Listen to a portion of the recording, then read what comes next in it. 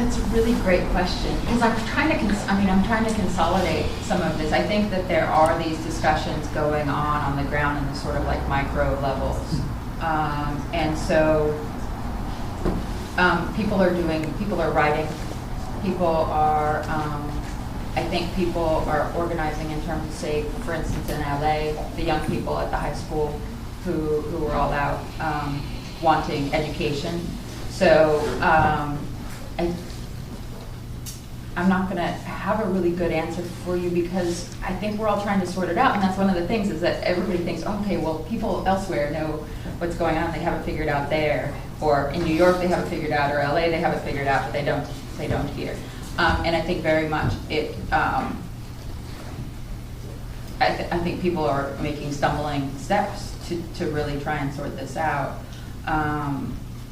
And it's very well known that, so in the sort of like National Network for Immigrant and Refugee Rights, for instance, which is more, I think, aligned with sort of grassroots groups, they're, I think, very much in terms of the people who are involved with them, they're very much wanting to advance a more sort of do some more concerted sort of public education, or the sort of like popular education sort of work on these lines.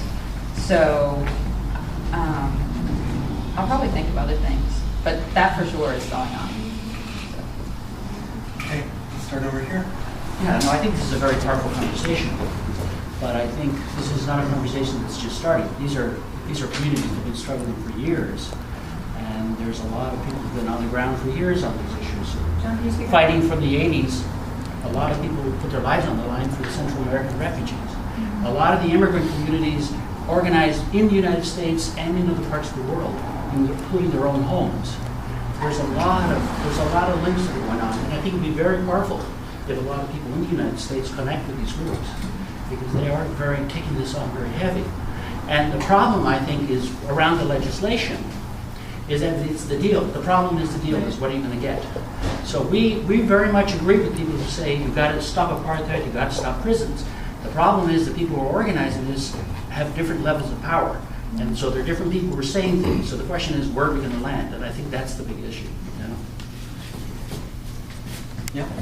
I have a question, well, more of a comment for anyone on the panel. And in looking at the nationalization movement in Venezuela, it has produced very mixed results at best in terms of diminishing the divisions of power there. And talking to a friend recently, he's telling me he has a sister who is working in a Chavez-sponsored cooperative in Venezuela and was recently dismissed for making an anti-Chavez comment. And I think it's important to then not separate patriarchy and capitalism when combating capitalism itself as a force, an oppressive force, and then also in trying to come up with alternatives to capitalism. So the question is,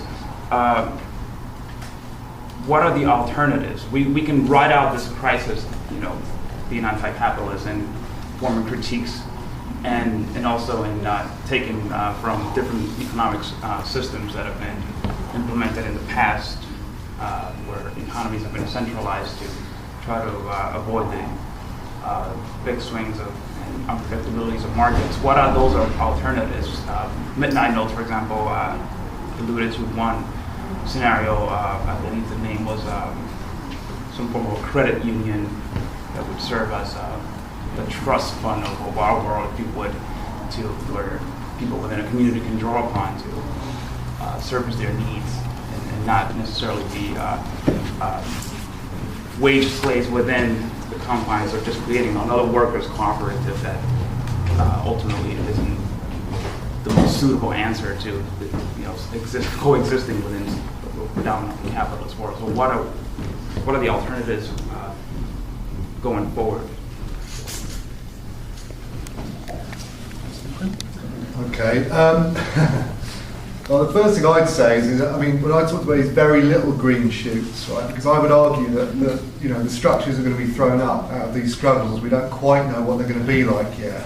And that's a very easy thing to say. But until I actually see some form of contestation in the class struggle, which I haven't seen for a long time in Britain, I would argue, and I mean that out not just in industrial form but in other areas as well. To actually see some kind of concrete contestation, this question's a little bit irrelevant, because I don't, we can talk, I mean, I can imagine many alternatives, but until you actually see some kind of content and struggle, it's very, very difficult to say whether they can actually be realised.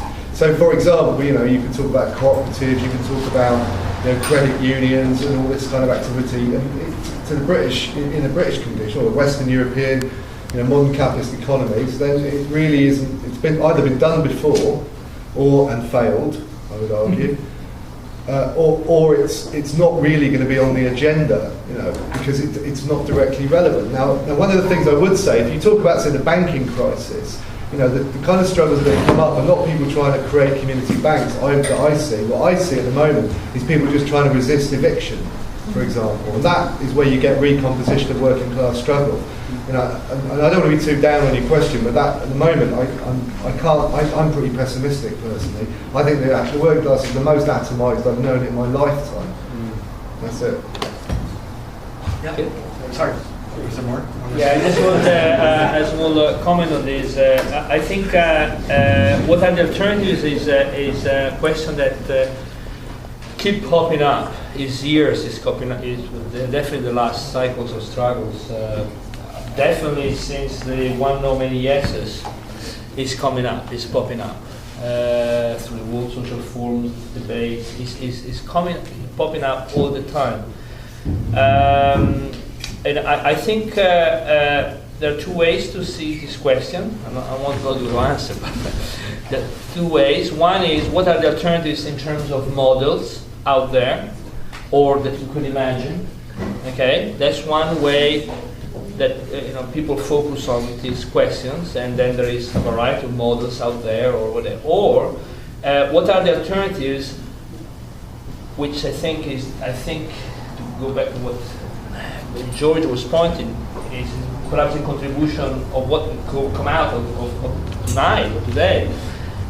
What are the alternatives given capital relentless drive to either co-opt, repress, or enclose these alternatives? So in other words, is how do we cast a discourse on alternatives? Just put this as a question mark. Knowing the social force we are opposing, and how do we make that connection? How do we break out of that? And how that's to me is a more is a fundamental question that we have somehow to face. Precisely because when people talk about alternative, generally they talk about alternatives as if capital was not an actual force that actually could use your alternatives. When I take a cooperative, cooperative is great stuff. The Argentinian movement early 2000 was about cooperatives.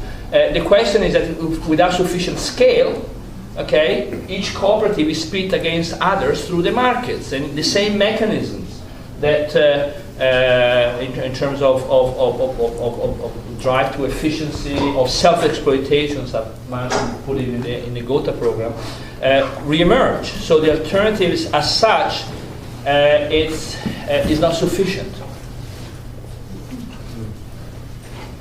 Okay, why don't we have the last three go in sequence, and then we'll wrap up with panelists that want to respond. So I'll just go in kind of a line, an arc over here.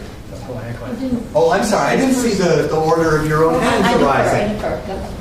Oh.